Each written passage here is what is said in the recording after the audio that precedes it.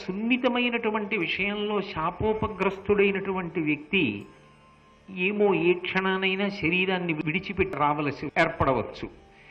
అన్నిటిని మించి అసలు మనుష్యుని యొక్క జీవితమే బుద్భుతప్రాయం కదా. తాను శాశ్వతంగా ఉంటాడు, ఇంతకాలం ఉంటాడని ఎవరు మాత్రం చెప్పగలరు? తన తర్వాత పిల్లలందరికీ కూడా పెద్దవాడైనటువంటి అన్నగారు ఎవరుంటాడో ఆయన తండ్రి స్థానాన్ని భర్తీ చేసి తండ్రిగా నిలబడి నడిపించవలసి ఉంటుంది. ఆ నడిపించగలిగినటువంటి వాడికి కేవలముగా శారీరక బలం ఒక్కటి ఉంటే సరిపోదు. అది కొంతవరకు మాత్రమే పనికొస్తుంది. కానీ గెలిపించగలిగినది, జీవితంలో నిలబడేటట్టు చెయ్యగలిగినది, అపారమైనటువంటి కీర్తినివ్వగలిగినది, భగవంతుని యొక్క అనుగ్రహాన్ని తెచ్చి కట్టపెట్టగలిగినది ఏది అంటే ధర్మము. ఆ ధర్మమునందు అనురక్తి ఉంటే, ధర్మానుష్ఠాన తత్పరుడైతే తప్పకుండా వాడు పరమేశ్వరుని యొక్క అనుగ్రహానికి నోచుకుంటాడు. కింద ఉన్నటువంటి వాళ్ళు కొద్దిగా ఆవేశకావేశాలకి ఏ సందర్భంలోనైనా లోనైనా, కష్టసుఖాలు వచ్చినా ధర్మమును తప్పకుండా నిలబడగలిగినటువంటి ప్రజ్ఞ పెద్ద కుమారుని యందు ఉంటే, తండ్రి తర్వాత తండ్రి వంటి వాడు కనుక, శాసకుడు కనుక అన్నగారి మార్గంలో కింద ఉన్నటువంటి వాళ్ళు ప్రయాణం చేస్తారు. అప్పుడు వాళ్లకున్నటువంటి పరాక్రమం కానీ, వాళ్లకున్నటువంటి తెలివితేటలు కానీ ఎప్పుడూ భ్రంశమై కేవలముగా ఒక కోరిక తీర్చుకోవడం వరకు మాత్రమే పరిమితం కాకుండా, కష్టం వచ్చినా సుఖం వచ్చినా ధర్మమునకు కట్టుబడగలిగినటువంటి శక్తి ధార్మికుడైన అన్నగారు చూపించినటువంటి మార్గంలో ప్రయాణం చేసి భగవద్ అనుగ్రహాన్ని పొందడానికి కావలసినటువంటి ఆ స్థితిని వాళ్ళు సంతరించుకుంటారు. అందుకే పెద్ద కొడుకు ధర్మదేవత యొక్క అనుగ్రహంతో రావాలి అని కోరుకున్నాడు.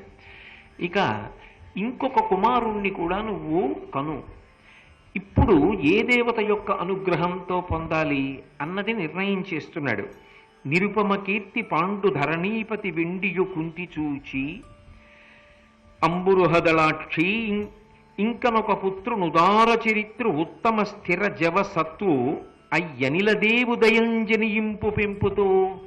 వాయువు యొక్క అనుగ్రహం చేత నువ్వు ఉదారమైనటువంటి చరిత్ర కలిగినటువంటి వాణ్ణి, ఉత్తమమైనటువంటి స్థిరమైనటువంటి జవసత్వములు కలిగినటువంటి వాణ్ణి, అంటే గొప్ప గమనవేగం కలిగినటువంటి వాణ్ణి, అపారమైనటువంటి శక్తి కలిగిన వాణ్ణి, మనస్సులో కూడా గొప్ప పూనికను పొందినటువంటి వాణ్ణి. ఎందుచేత అంటే మీరు ఒకటి ఆలోచించండి, శారీరకంగా చాలా గొప్ప బలం ఉంది, కానీ మనసు చాలా పిరికిది. అయ్య బాబోయ్ మనకెందుకులేండి అంటాడు ప్రతిదానికి. అది ధర్మము చేత కట్టుబడితే వేరు విషయం. నిరుపమ కీర్తి పాండు ధరణీపతి వెండియు కుంతి చూచి అంబురుహదళాక్షి ఇంకనొక పుత్రునుదార చరిత్రు ఉత్తమ స్థిర జవ సత్తు అయ్యనిలదేవు దయంజనియింపు పెంపుతో. వాయువు యొక్క అనుగ్రహం చేత నువ్వు ఉదారమైనటువంటి చరిత్ర కలిగినటువంటి వాణ్ణి, ఉత్తమమైనటువంటి స్థిరమైనటువంటి జవసత్వములు కలిగినటువంటి వాణ్ణి, అంటే గొప్ప గమనవేగం కలిగినటువంటి వాణ్ణి, అపారమైనటువంటి శక్తి కలిగిన వాణ్ణి, మనస్సులో కూడా గొప్ప పూనికను పొందినటువంటి వాణ్ణి. ఎందుచేత అంటే మీరు ఒకటి ఆలోచించండి, శారీరకంగా చాలా గొప్ప బలం ఉంది, కానీ మనసు చాలా పిరికిది. అయ్య బాబోయ్ మనకెందుకులేండి అంటాడు ప్రతిదానికి. అది ధర్మము చేత కట్టుబడితే వేరు విషయం. కానీ ఎక్కడా కూడా ఒక అడుగు ముందుకు వేయడానికి కూడా భయం. అక్కడ ఏదో మంచి కార్యక్రమం జరుగుతోందట వెడదామా అన్నారనుకోండి, అక్కడికి వెళ్ళిన తర్వాత కాలు జారి పడితే, చీకట్లో ఎవరైనా గబుక్కుని తోసేస్తే లేనిపోని అవస్థ ఎందుకు లేదు అని కూర్చుంటాడు. ఆయనకేం ఆరోగ్యానికి తక్కువ లేదు, కానీ మనసులో ఏదో బిగుడు, ఎప్పుడూ ఏదో జరిగిపోతుందని భయం. అప్పుడు శారీరకమైన బలము ఉన్న మనస్సు యందు తగినటువంటి అధ్యవసాయము లేదు కనుక ఆయన ఏ కార్యాన్ని సాధించలేడు. మనసుకి చాలా గొప్ప సంకల్ప శక్తి ఉంది, ఆచరించాలనేటటువంటి ఉత్సాహం ఉంది, శరీరానికి బలం లేదు, సహకరించదు. అప్పుడు ఏమైనా సాధించగలడా? అప్పుడూ సాధించలేడు. ఒక మనిషి విమల చరిత్రుడు కావాలి అంటే, చాలా కీర్తివంతుడు కావాలి అంటే రెండు సమతూకంలో కలవాలి. శరీరము ఏ కార్యము చెయ్యాలో ఆ కార్యమునకు తగినటువంటి బలాన్ని సంతరించుకొని ఉండాలి. ఆ బలం లేదనుకోండి, ఆయన ఏం కార్యక్రమాన్ని నిర్వహణ చేస్తాడు? శరీరమునకు బలము ఉండడం ఒకెత్తు, మనసు పూనికతో నిలబడగలగడం ఒకెత్తు. ఈ రెండూ ఎవరి యందు ప్రకాశిస్తాయో వాడు ఏ కార్యాన్నైనా సాధించి కీర్తివంతుడవుతాడు. ఆ కీర్తి మనిషికి శాశ్వతత్వాన్ని ఇస్తుంది. మనిషి ఎప్పుడూ శాశ్వతుడు కాడు, ఏదో ఒకనాడు వెళ్ళిపోవలసిందే. కానీ మనిషి పేరు ఎందుకు ఉండిపోతుంది, ఎందుకు చెప్పుకుంటారు అంటే, ఆయన సాధించినటువంటి విషయములను ఆధారం చేసుకుని చెప్తారు. ఆయన విషయాన్ని సాధించగలగాలి అంటే మనసు యందు జవం ఉండాలి, శరీరమునందు సత్వము, శక్తి ఉండాలి. అందుకే ఎంత గొప్పగా కోరాడో చూడండి. మనిషి శరీరమునకు ఉండేటటువంటి బలము ప్రధానంగా ఊపిరి మీదే ఆధారపడుతుంది. ఎంత బలం ఉన్నవాడైనా చల్లటి గాలి కాస్త వేసేటప్పటికి ఆయాసం వస్తుందనుకోండి, ఇంకా ఆయన ఏం చేస్తాడు? ఏమి చేయలేడు. కానీ ఆ వాయువు యొక్క అనుగ్రహం ఉంటే శరీరమునకు బలము, మనస్సునకు జవము, ఈ రెండు ఉన్నాయనుకోండి, ఆయన కార్యమును సాధించగలడు. అందుకే భరతకులంలో పుట్టేటటువంటి ఈ తరువాతి కుమారుడు చాలా గొప్ప కీర్తివంతుడు కావాలి అంటే ఈ రెండు గుణములతో ప్రకాశించగలిగినటువంటి వాడై ఉండాలి. అందుకని వాయుదేవుని యొక్క అనుగ్రహము చేత నువ్వు ఇంకొక కుమారుని పొందు అన్నాడు. ఆమె తన దగ్గర దుర్వాసో మహర్షి ఉపదేశం చేసినటువంటి మంత్రం ఏదైతే ఉందో ఆ మంత్రాన్ని ఆధారం చేసుకుని, అంటే ఆ మంత్రాన్ని మనసులో జపం చేసి వాయువుని ఆహ్వానించింది. ఆ వాయుదేవుని యొక్క వరప్రసాదం చేత భీమసేనుడు పుట్టాడు. ఆయన పుట్టుకతోనే మహాబలశాలి, అంత గొప్ప బలశాలి అయినవాడు, మనసునందు ఎప్పుడూ పూనికతో ఉత్సాహంతో ఉండేటటువంటి కుమారుడు జన్మించాడు. కొంతకాలం అయిన తర్వాత పాండురాజు గొప్ప తపస్సు చేశాడు. ఆ తపస్సు చేసేటప్పుడు తానొక్కడూ చేయడం కాదు, తన యొక్క పట్టమహిషి అయిన కుంతీదేవిని పిలిచి, నువ్వు కూడా 1 సంవత్సరం పాటు నియమపాలనం చెయ్యి, వ్రతపాలనం చెయ్యి, దీని చేత మనకి ఒక ఉత్తముడైనటువంటి కుమారుడు లభిస్తాడని ఆయన గొప్ప తపస్సు చేశాడు. చేస్తే ఇంద్రుడు ప్రత్యక్షమయ్యాడు. ఆయన కోరిక ఏమిటి అన్నది తెలుసుగా. అందుకని ఆయన అన్నాడు, నీ బంధువులు, నీ స్నేహితులు పరమ సంతోషాన్ని పొందేటట్టు, శత్రు బలాన్నంతటినీ కూడా కాకావికలు చెయ్యగలిగినటువంటి వాడు, గొప్ప అస్త్ర సంపన్నత కలిగినటువంటి వాడు, మహోత్కృష్టమైనటువంటి కీర్తిని పొందగలిగినటువంటి కుమారుడు నీకు జన్మిస్తాడు. అంటే ఆయన అనుగ్రహం లభించింది అంటే ఇంద్రాంశతో ఒక కొడుకు కావాలి.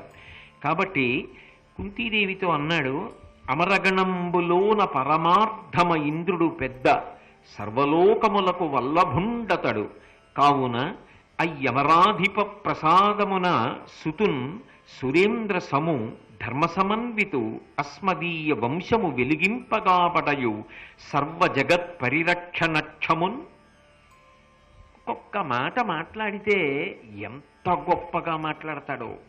అప్పటికి ఏదో కొడుకు పుట్టాలని కోరడం కాదు, ఆ కొడుకు వంశము యొక్క కీర్తి ప్రతిష్టలని నిలబెట్టగలిగినటువంటి వాడై ఉండాలి.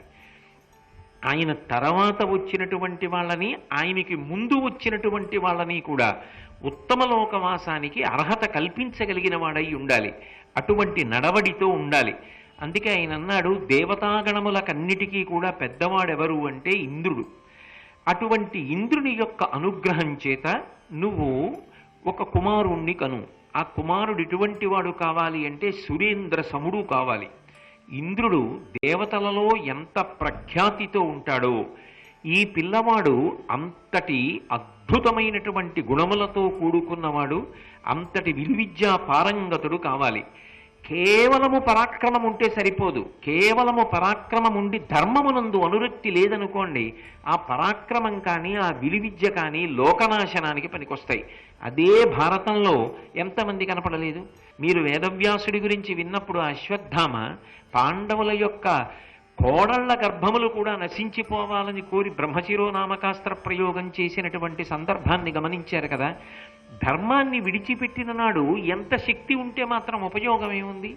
అందుకని ధర్మ సమన్వితు, ధార్మికమైనటువంటి నడబడి కలిగినటువంటి వాడై ఉండాలి ఆ పిల్లవాడు. అటువంటి పిల్లవాణ్ణి కను. అస్మదీయ వంశము వెలిగింపగాబడయు, వాడు పుట్టిన కారణం చేత ఏమవ్వాలి అంటే మన వంశమంతా వెలిగిపోవాలి. ఆ పిల్లవాడి పేరు శాశ్వతంగా ఉండిపోవాలి. ఆ పిల్లవాడి పేరు ఎంత కాలం ఉంటుందో, ఎంత కాలం చెప్పబడుతుందో అంతకాలం మన వంశ చరిత్ర చెప్తారు. అందుకు కదూ అర్జునుడి గురించి చెప్పుకుంటే పాండురాజు యొక్క ప్రస్తావన తేకుండా ఎలా ఉంటారు? కురువంశం గురించి మాట్లాడకుండా ఎలా ఉంటారు? అంత గొప్ప కొడుకులు పరమేశ్వరానుగ్రహం చేత జన్మిస్తారు అని నమ్మినవాడు. పురుష ప్రయత్నమునకు భగవదనుగ్రహము కలిసి వచ్చిన నాడు మాత్రమే అంతటి తేజోవంతులైన సంతానము కలుగుతారు అని అన్యాపదేశంగా భారతాన్ని అడ్డుపెట్టి మనకి వేదవ్యాస భగవానుని యొక్క ఉపదేశం. కాబట్టి అటువంటి కుమారుణ్ణి కను, ఇంద్రాంశయందు నీకు కుమారుడు జన్మిస్తాడు. నిజంగా ఈ సృష్టినంతటినీ చతుర్ముఖ బ్రహ్మగారు ప్రారంభం చేసిన నాడు లోకములన్నీ ఎంత గొప్ప సంతోషాన్ని పొందాయో, అర్జునుడు ఆమె కడుపున పుట్టిన నాడు లోకములన్నీ కూడా అంత సంతోషించాయి. అన్ని శుభశకునములు కనపడ్డాయి. నల్లటి రంగులో ఉంటాడు. కృష్ణుడు నలుపు, ద్రౌపది నలుపు, అర్జునుడు నలుపు. నల్ల కలువల కాంతితో ఉంటాడు. నల్ల కలువల కాంతితో ఉండేటటువంటి అర్జునుడు ఆవిర్భవించినప్పుడు లోకములన్నీ కూడా అంత సంతోషించి అంత శుభశకునములను దర్శించాయి. అటువంటి కుమారుడు పుట్టాడు. పుట్టినప్పుడు ఆ కుమారుడికి అశరీరవాణి అర్జునుడు అని పేరు పెట్టింది. ఎందుకు పెట్టింది అంటే, లోకములో విలువిద్య యందు ప్రఖ్యాతి పొందిన వాడెవరు అంటే కార్తవీర్యార్జునుడు. 1000 చేతులతో బాణప్రయోగం చేసేవాడు. 1000 చేతులుండి బాణప్రయోగం చేసిన కార్తవీర్యార్జునుడి కన్నా 2 చేతులతోనే ఉన్నప్పటికీ కూడా ఏ చేతితోనైనా బాణప్రయోగం చెయ్యగలిగినటువంటి సవ్యసాచి కార్తవీర్యార్జునుడి కీర్తిని మరుగుపరచి అంతకన్నా గొప్పవాడు అర్జునుడు అని నిరూపించగలిగినటువంటి అసాధారణ ప్రజ్ఞాశాలి అయినటువంటి కుమారుడు జన్మించాడు కనుక అశరీరవాణి ఆ పిల్లవాడికి అర్జునుడు అని పేరు పెట్టింది. అలా అర్జునుడు ఆవిర్భవించాడు. సంతోషాన్ని పొందాడు పాండురాజు. ఎంతో ఆనందంగా ఉన్నాడు. కుంతీదేవి లోకంలో మిగిలినవన్నీ ఒకెత్తు. పట్టాభిషేకం, ఏదో పట్టమహిషిగా తాను ఉండడం, మహారాజ్ఞిగా భర్తతో పాటు కలిసి సింహాసనం దగ్గర కూర్చోవడం, ఇవన్నీ వేరు విషయాలు. అన్నిటికన్నా గొప్పది ఏది అంటే మాతృత్వం. ఏ మాతృత్వం కుంతియందు ప్రకాశించదని అనుకున్నారో ఆ మాతృత్వము ప్రకాశించింది. ప్రకాశించడం కాదు, గాంధారి కన్నా ముందు బిడ్డలు పుట్టారు. ధర్మరాజు గారు పుట్టాడు. కాబట్టి ఇప్పుడు పాండురాజు తర్వాత వంశాంకురాన్ని అందించింది. తండ్రి మురిసిపోయేటటువంటి కొడుకుల్ని ఇచ్చింది. అదేదో మామూలు కొడుకులు కాదు, ఆయన ఎటువంటి కొడుకు కావాలనుకున్నాడో అటువంటి కొడుకునిచ్చింది. అది లోకంలో ఎవరైనా చేయగలరాలా? అసలు అలా సాధ్యం అవుతుందా? నాకు కొడుకు పుట్టాలంటే కొడుకు పుడతాడా, కూతురు పుట్టాలంటే కూతురు పుడుతుందా? ఇలాంటి కొడుకు పుట్టాలంటే అలాంటి కొడుకునిచ్చింది. అప్పుడు కుంతిదేవి యందు ఒక గొప్ప తృప్తి ఉంటుందా ఉండదా? అతిశయము అన్న మాట నేను వాడను, కానీ ఒక సంతోషం ఉంటుంది. ఆ సంతోషంలో కూడా మళ్ళీ ప్రతిరోజు అది ఇనుమడించడానికి ఒక అవకాశం ఉంది. ఎందుకని? పక్కన మాద్రి ఉంది. మాద్రి పాండురాజుకున్నటువంటి శాప కారణంగా తల్లి కాలేదు. కానీ తాను తల్లి అవడానికి కారణం తన సుగుణములు. చిన్నతనం నుంచి తన యందు ఏ సుగుణములు ప్రకాశించాయో ఆ సుగుణముల వలన సంతోషాన్ని పొందినటువంటి దుర్వాసో మహర్షి ఒకనాడు తనకి అనుగ్రహించినటువంటి మంత్రకారణము చేత సంతానమును పొందడంలో వైక్లభ్యమును పొందినటువంటి పాండురాజు పితృరుణం తీర్చుకోలేనని బాధ పొందవలసినటువంటి అగత్యం లేకుండా భర్త సంతోషం పొందేటట్టుగా, పితృరుణం తీర్చుకునేటట్టుగా చరిత్రలో శాశ్వతమైనటువంటి స్థానాన్ని పొంది కీర్తిని ఇనుమడింపచేయగలిగినటువంటి ప్రజ్ఞాశాలురైన కుమారుల్ని తనకున్న మంత్రబలం చేత తాను కని ఇవ్వగలిగింది. అది మాద్రి చెయ్యలేదుగా, అది మాద్రికి సాధ్యం కాదుగా, తాను సాధించిందిగా. ఇద్దరూ క్షేత్రములే, ఇద్దరూ పత్నులే. కానీ ఇద్దరిలో కుంతీదేవి ఇప్పుడు ఒక మెట్టు పైన నిలబడింది. ఒకనాడు ఆ మాదిరి వలన చిన్నతనాన్ని పొందింది. అంటే ఆమె ఏం చిన్నతనం చేయలేదు. అయ్యో, నేను ఇంత గుణవంతురాల్ని, ఇంత సౌందర్య రాశిని, భర్తని అనుగమిస్తున్నదాన్ని, అయినా కాదని ఎక్కడో మద్రరాజు యొక్క కుమార్తె అయినటువంటి మాద్రిని నా భర్త పాండురాజు మళ్ళీ వివాహం చేసుకున్నాడే అని చిన్నబుచ్చుకుందే. అది ఒక రకంగా అంటే ఆమెకి పుట్టలేదని సంతోషించిందని నేను అన్నాను.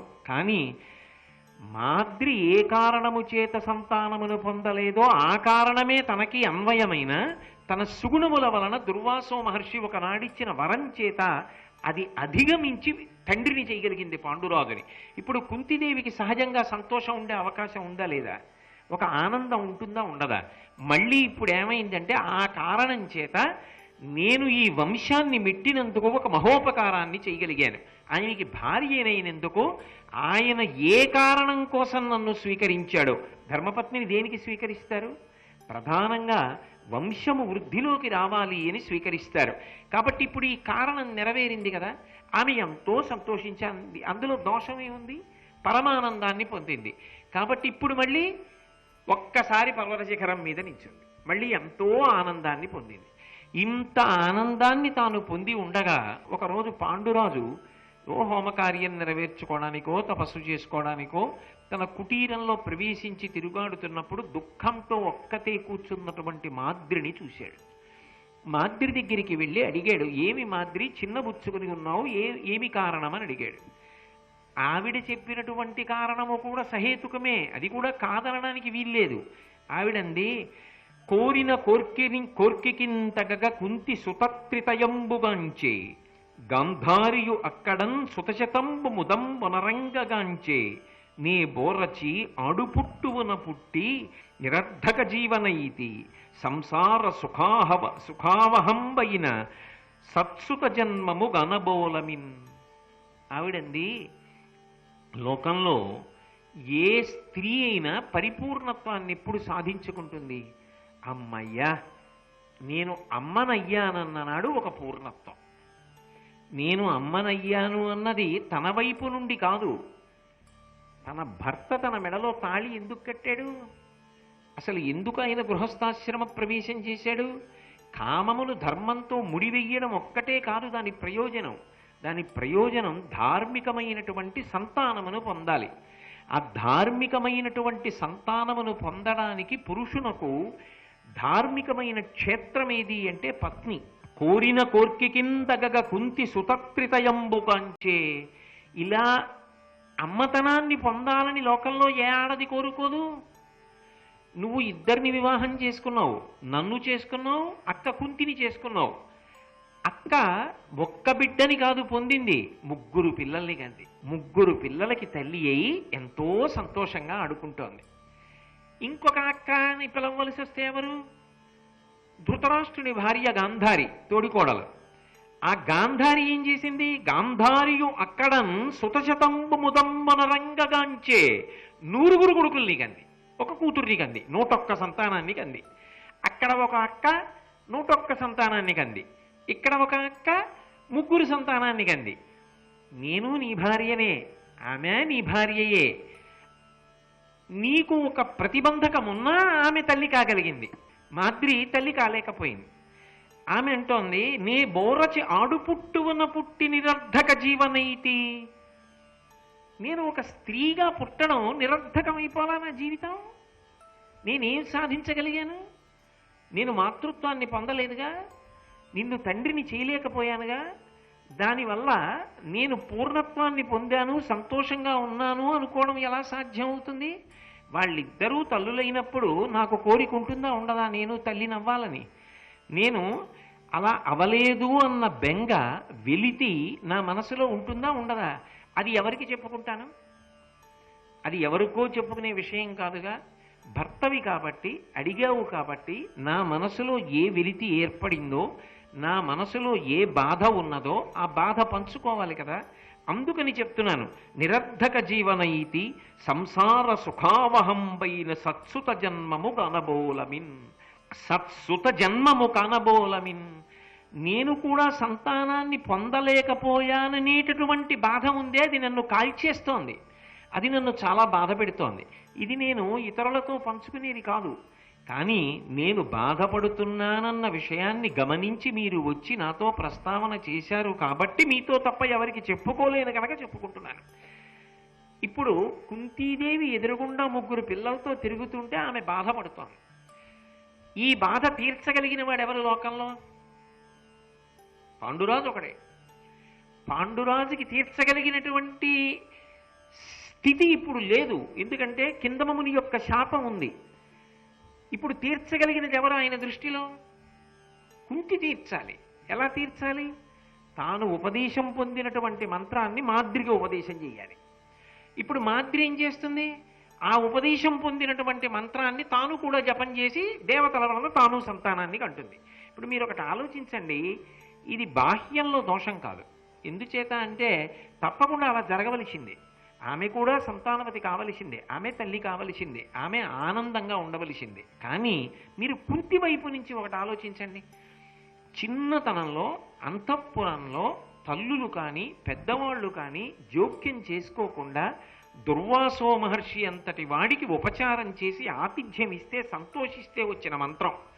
ఆ మంత్రం చేత ఆమె సుఖం ఒక్కటే పొందలేదు, ఎవ్వరికీ చెప్పుకోలేని బడబాగ్నిని కడుపులో దాచుకుంది.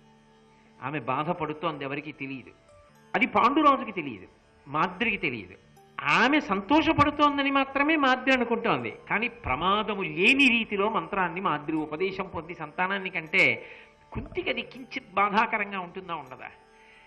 ఇప్పుడే పైకి కూర్చున్నాను, నేను పాండురాజును ఉద్ధరించానని. మాద్రి కూడా ఉద్ధరించిందిగా. తాను ఇంత కష్టపడి సంపాదించింది, నేను ఎంత కష్టపడి ఎంత బడబాగ్నిని కడుపులో పెట్టుకుంటే 3కి తల్లిని ఇప్పుడు సంతోషిస్తున్నానో తెలుసా? వివాహం తర్వాత ఈ మంత్రాన్ని వాడి ఇప్పుడు సంతోషాన్ని పొందా. వివాహ పూర్వం ఒకసారి వాడి గొప్ప కొడుకుని కన్నా ఎవరికీ చెప్పుకోలేక ఏడుస్తున్నా అని చెప్పగలదా? చెప్పలేదు. కానీ మాద్రికి ఇప్పుడు ఉపదేశం చేస్తే మాద్రికి ఆ బాధ లేదు, హాయిగా సంతానాన్ని పొందుతుంది. అప్పుడు మళ్ళీ కిందకు వచ్చేసిందా? బాధతో వచ్చేసిందా లేదా? మరి ఈ ప్రశ్న అడగగానే పాండురాజుకి కుంతిదేవి దగ్గర ఆ మంత్రాన్ని ఉపదేశం పొందు అని అనడం కన్నా మరొక మార్గం ఉంటుందా ఆమె తల్లి కావడానికి? ఇంకొక మార్గం ఉండదు. ఆమె కుంతీదేవి ఎలా తల్లి అయిందో అలా మాద్రి కూడా అవ్వాలి. అందుకని ఆయన అన్నాడు, దానికి అంత బెంగ పెట్టుకుంటావు ఎందుకు? నువ్వు అడగక్కర్లేదు, నాకు కూడా మనసులో ఈ బాధ ఉంది, నేను కూడా దీని గురించి ఆలోచించాను. అసలు అలా ఆలోచించని వాడు భర్త ఎలా అవుతాడు? అమ్మయ్య నాకు 3 కొడుకులు పుట్టేశారు, కుంతీదేవి వల్ల సంతోషంగా ఉన్నానని చెప్పి మాద్రి గురించి పట్టించుకోవడం మానేశాడు అనుకోండి ఆయన భర్త. అది ధార్మికుడు అంటే. ఆయన ఆలోచించాడు. అందుకని ఆయన అన్నాడు, వెంటనే కుంతీదేవిని పిలిచి, ఆమె మహాపతివ్రత, భర్త ఆజ్ఞ, మాద్రి కూడా సంతానవతి కావాలిగా, అశ్వినీ దేవతల వలన ఆమె సంతానమును పొందేటట్టుగా, వాళ్ళ వరం చేత పిల్లలు పుట్టేటట్టుగా ఆ మంత్రాన్ని ఆమెకి ఇయ్యి అన్నాడు. భర్త ఆజ్ఞకి వశపడి ఇచ్చింది. ఇచ్చిన కారణం చేత అశ్వినీ దేవతల యొక్క అనుగ్రహంతో కవల పిల్లలు పుట్టారు. ఎవరికి? మాద్రికి. కవలవారు సూర్యేందు ప్రకాశ తేజులు, ఆశ్వినుల అంశముల పుట్టి రమరగుణులు, వారలకు ప్రీతి ఆకాశవాణి చేసే నకుల సహదేవుల నియడు నామయుగము. ఆకాశవాణి నామకరణం చేసింది అంటే వాళ్ళు దేవతాంశలలో వచ్చారు అని గుర్తు. ఆ పుట్టినటువంటి పిల్లలిద్దరూ సూర్యచంద్రులు ఎలా ఉంటారో అటువంటి పిల్లలు వచ్చారు. ఆ పిల్లలు పుట్టినటువంటి వాళ్ళకి నకులుడు, సహదేవుడు అనేటటువంటి పేర్లు అశరీరవాణి ఉంచింది. ఇప్పుడు మాద్రి కూడా సంతానవతి అయింది. సరే, కాలక్రమంలో మనసు సరిపుచ్చుకుంది కుంతీదేవి. పోన్లే, అలా ఎందుకు అనుకోవాలి? నేనే సంతానాన్ని పొంది మంత్రం వల్ల ఆనందాన్ని పొందాలని ఎందుకు అనుకోవాలి? ఇప్పుడు నేను పాండురాజును ఒక్కడే ఉద్ధరించలేదు, నా తోడికోడల్ని కూడా ఉద్ధరించాను. ఇది గొప్ప విషయం కదా. పాండురాజుని తండ్రి చేయడం ఎంత గొప్పో, సంతానం పొందడానికి అవకాశం లేని తోడికోడల్ని సంతానవతిని చేసి అమ్మా అనిపించుకునే అదృష్టాన్ని కల్పించా. అమ్మా అని పిలిచినప్పుడల్లా కుంతీని అనుగ్రహం అని మాద్రి అనుకుంటుందా? అనుకోదా? కానీ సవతి అన్న మాటలో ఆ భేదభావం ఉంటుంది. కానీ అలా ఉండవలసిన దానిని ఉండకుండా మాద్రి కూడా తల్లి అవడానికి నేను కారణభూతురాలనయ్యా. ఇంతకన్నా నాకు సంతోషం ఏమిటి? ఇలా నాలా ఉండగలిగిన వాళ్ళు ఉంటారా?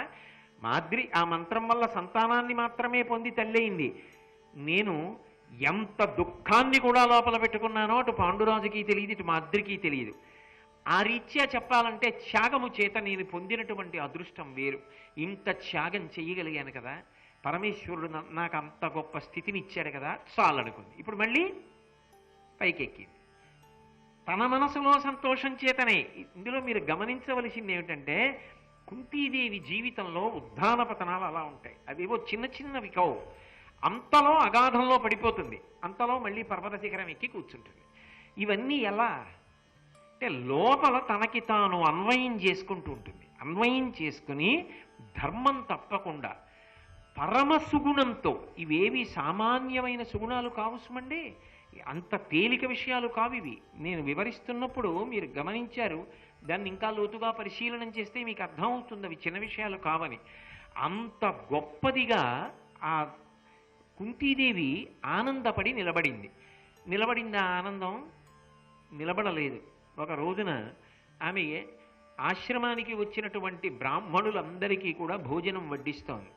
అలా భోజనం వడ్డిస్తుండగా లోపల మాద్రి ఉంది, పాండురాజు కూడా లోపల ఉన్నాడు. అకస్మాత్తుగా ఆయన మాద్రి యందు కామబోహితుడయ్యాడు. మాద్రికి తెలుసు, నా యందు అనురక్తుడైతే మరణిస్తాడు, పాండురాజుకి శాపం ఉందని. పాండురాజుకి కూడా తెలుసు. ఆమె యందు అనురక్తి పొంది ఆమెని స్పృశించిన కారణం చేత, ఆ దృష్టికోణంతో చొరవ చూపించినటువంటి కారణం చేత ఉత్తర క్షణంలో పాండురాజు మరణించాడు. శ్రీ ఉమామహేశ్వర పరబ్రహ్మార్పణమస్తు. స్వస్తి.